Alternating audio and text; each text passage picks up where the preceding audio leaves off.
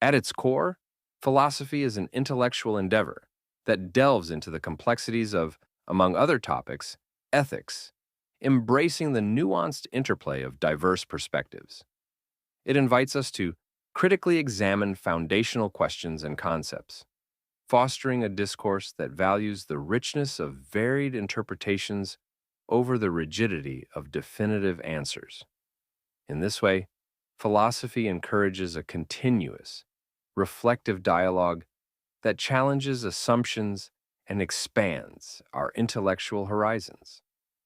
The essence of philosophical inquiry lies in its commitment to examining the multifaceted nature of truth, recognizing that absolute certainty is often elusive.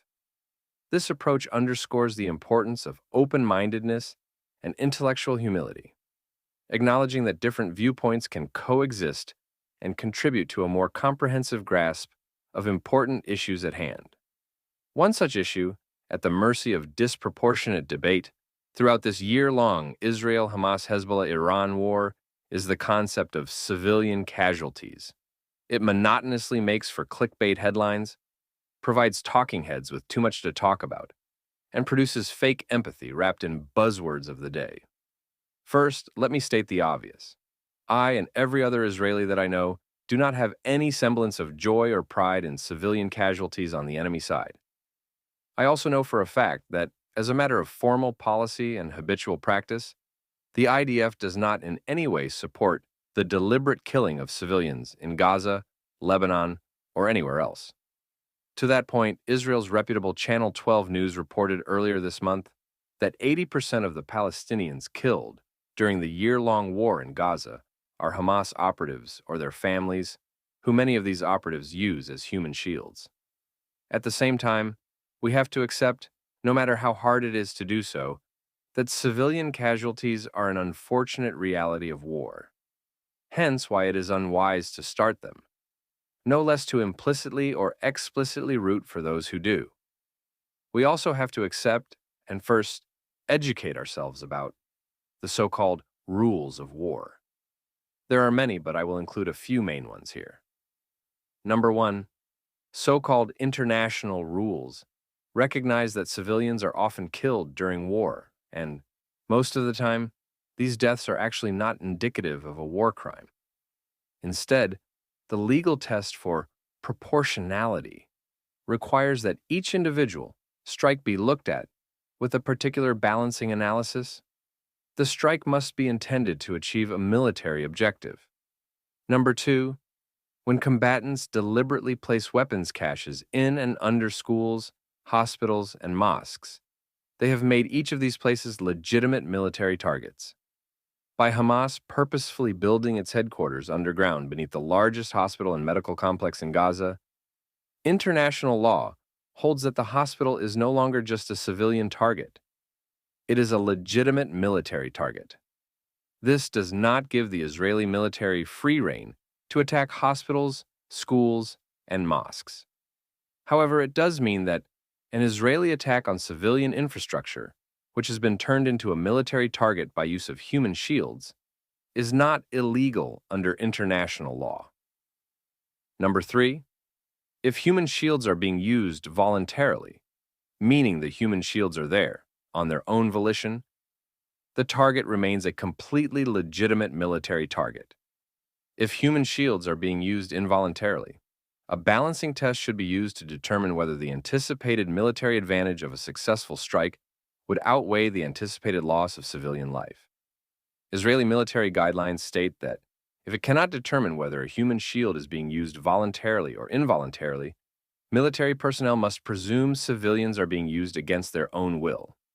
And lastly, number four, a comparison of the number of civilian casualties on one adversary's side versus that of the other is not relevant to a proportionality analysis. But here is one of my main philosophical arguments. These rules should only apply to the parties that respect and adhere to them. In other words, because Hamas, Palestinian Islamic Jihad, Hezbollah, the Houthis, and others are jihadist terrorist groups that curse the Western civilized world at every beck and call, they not only reject these rules outright, They double down by twisting them in their nefarious favor. As far as I can tell, the entire basis of rules is to make following them beneficial to the most amount of people possible. When people follow these rules, conditions are supposed to improve. But in a conflict where one party agrees to follow these rules and another does not, instead manipulating them to gain mischievous advantages over those following the rules, conditions regress rather than progress. In some cases, like this war between Israel and the Iranian axis, they serve as a bona fide double negative by penalizing the rules follower, Israel, and rewarding the rules breakers, Hamas, Palestinian Islamic Jihad, Hezbollah, the Houthis, and Iran. What is the point of these rules, then? I am not implying that Israel should just dick around and indiscriminately fire away at civilian population centers, like Hamas, Palestinian Islamic Jihad, Hezbollah, the Houthis, and other jihadist terror groups do. Rather, I am unapologetically stating that Israel, and by extension, the Western world, should quit being so preoccupied with the notion of civilian casualties in Gaza, Lebanon, and other places from where these terrorist organizations operate. Cynically use civilians as human shields and hide their assets among civilian infrastructure as a matter of formal policy and habitual practice. If we truly cared about civilian casualties, we should proactively work to defeat those who instigate and celebrate them. Spoiler: that is not Israel. Another spoiler: Hamas, Palestinian Islamic Jihad, Hezbollah, the Houthis, and other jihadist terror groups are all capable of being defeated, or at least severely downgraded, effectively rendering them defeated.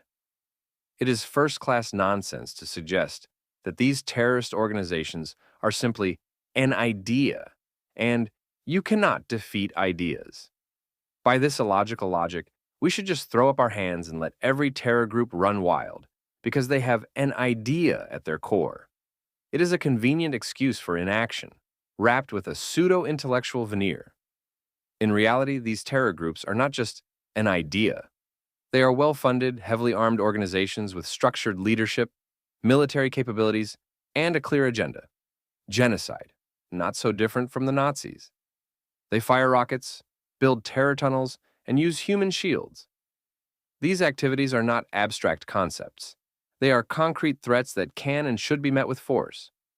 Reducing these terror groups to just an idea is a gross oversimplification that ignores the real, tangible dangers they pose. Secondly, let's not kid ourselves into thinking that ideas cannot be defeated. History is full of ideologies that were once considered unstoppable until they met their end. Nazism, for instance, was an idea that led to a world war and the Holocaust.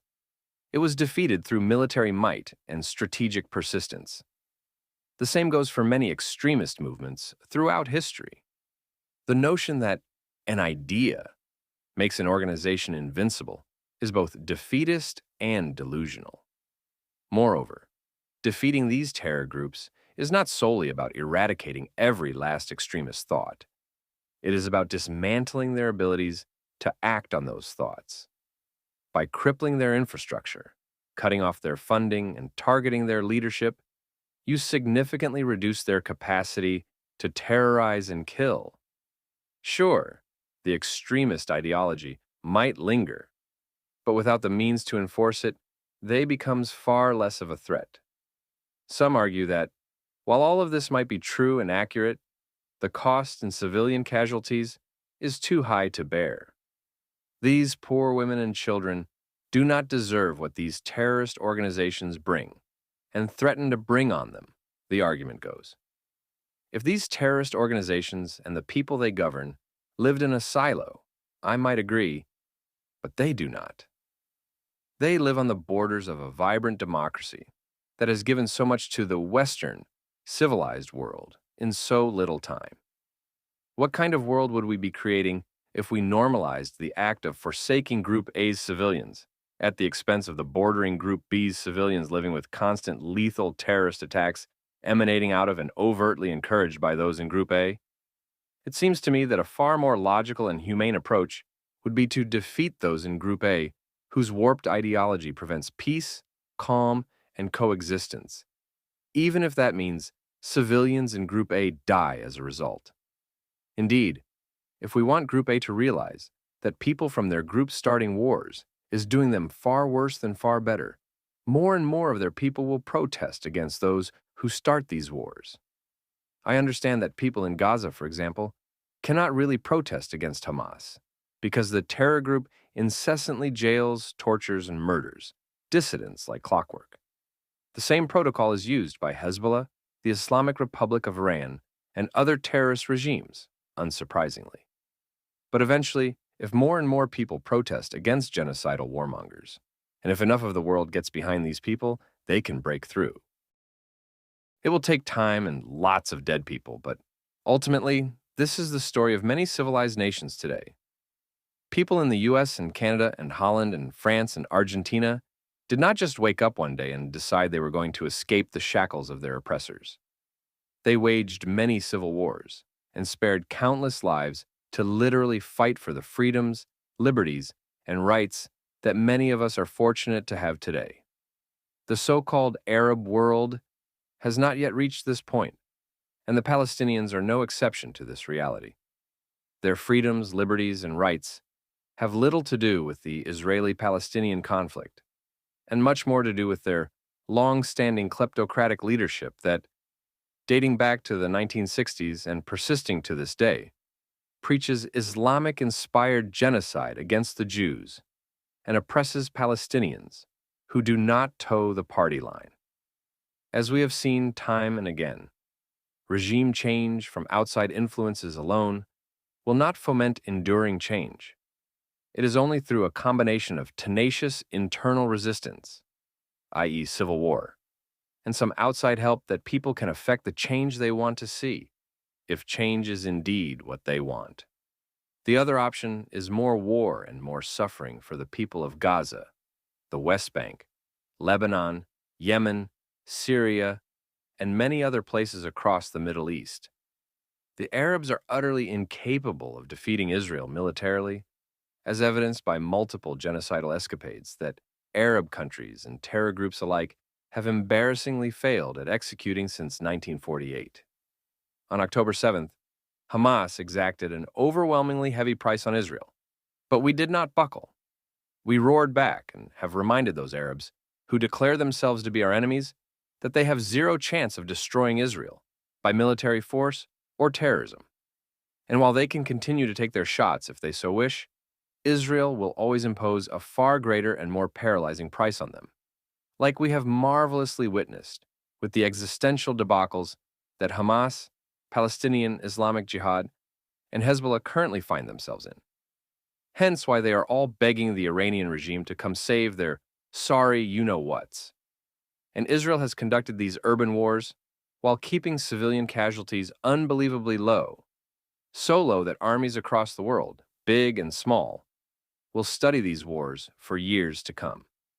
But if there is one thing that the West should take away from Israel's ferocious rebound following October 7th, it is that, when dealing with jihadist cowards who hide behind defenseless people, civilian casualties ought not to be an area of extraordinary emphasis. The first and main lesson should focus on the importance of defeating these demented souls at virtually all costs, so they cannot repeat their heinous crimes against humanity. And so the people around them will learn that living in a war zone is overwhelmingly worse than living in peace, calm, and coexistence with their neighbors.